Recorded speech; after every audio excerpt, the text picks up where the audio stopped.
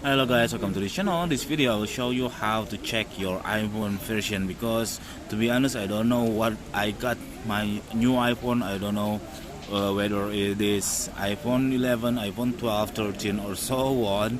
So how to check your iPhone type, you just go to find your settings here, and then you can see this is the option of your iPhone, and then you can find wait,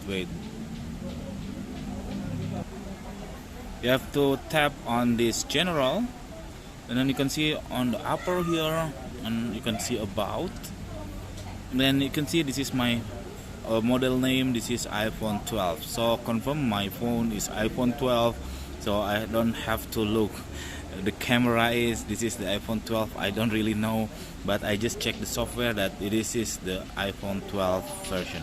Okay, that's it. This is very simple tutorial. I hope it's helpful for you. If you should, please subscribe our channel. Thank you for watching. Bye.